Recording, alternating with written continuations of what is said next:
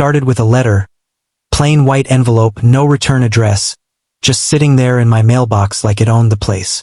At first, I thought it was another community update. You know, keep your lawn short, wave to your neighbors, smile for the HOA. But when I opened it, my stomach dropped. A fine. $75. Dust accumulation on vehicle tires. Yeah. Apparently, my truck had too much Colorado dirt on it. I chuckled, thought it was a mistake, paid it just to keep the peace.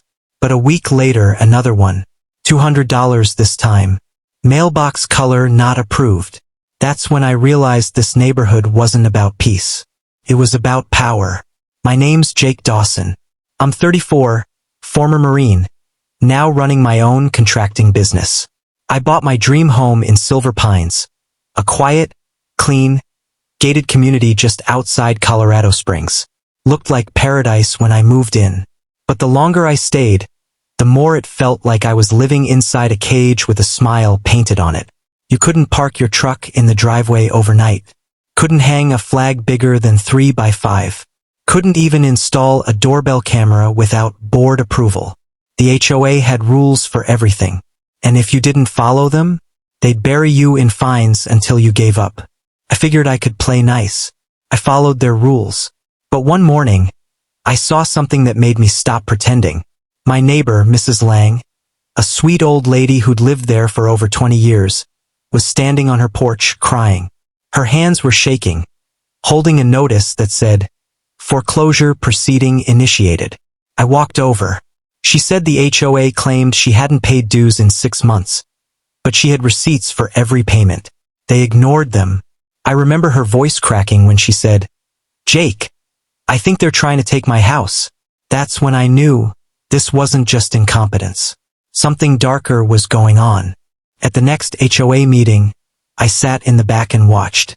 The board sat on a stage like royalty. 5 of them dressed sharp, smug smiles. But 2 stood out. Richard Holt, the president, slick, calm, the kind of guy who practiced his smirk in the mirror. And Karen Pierce, the treasurer, the neighborhood's self-proclaimed queen. Short blonde hair, tight smile, clipboard glued to her hand. People called her HOA Karen behind her back. When Mrs. Lang tried to speak up, Richard cut her off. Karen snapped, "Rules are rules. Maybe next time you'll read the bylaws." That's when something in me flipped. See, I've seen bullies before in the Marines, on job sites, in life. And bullies only understand one thing: exposure. So I made a plan. I volunteered for the HOA's maintenance committee.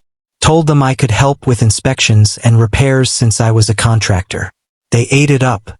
What they didn't know, I was recording everything. I wore a hidden body cam, had mini cameras in my toolbox, even had a tiny mic in my pocket. I started attending every closed-door meeting. And man, what I found made my blood run cold. Karen and Richard weren't just strict, they were running a scam.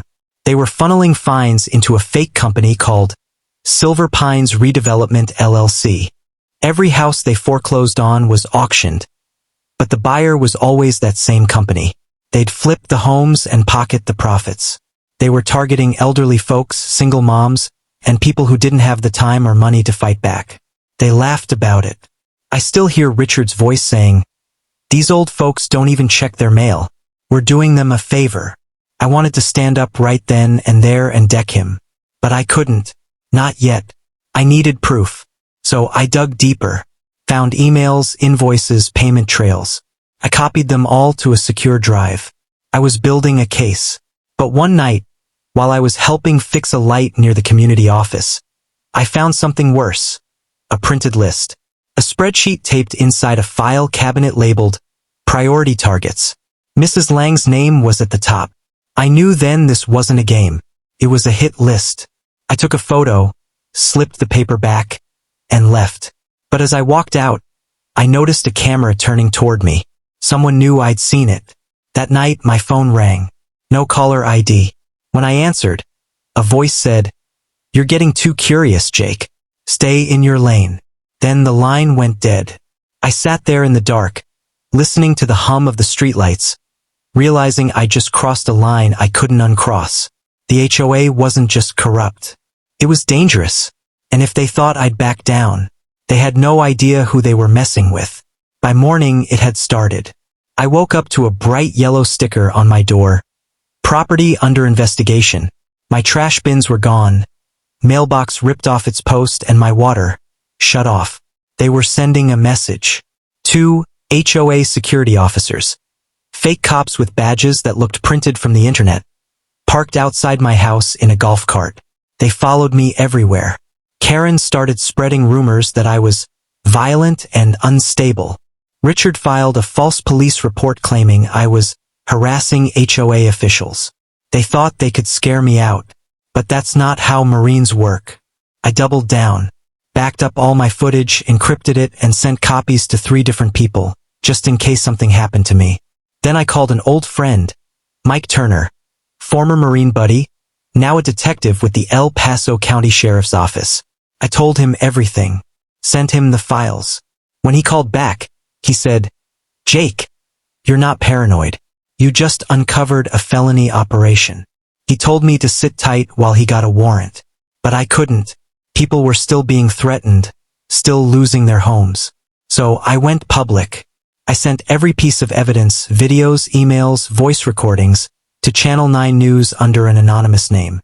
And 3 days later, the story hit the air. HOA corruption scandal. Local board accused of fraud and intimidation. The neighborhood exploded. People were outraged.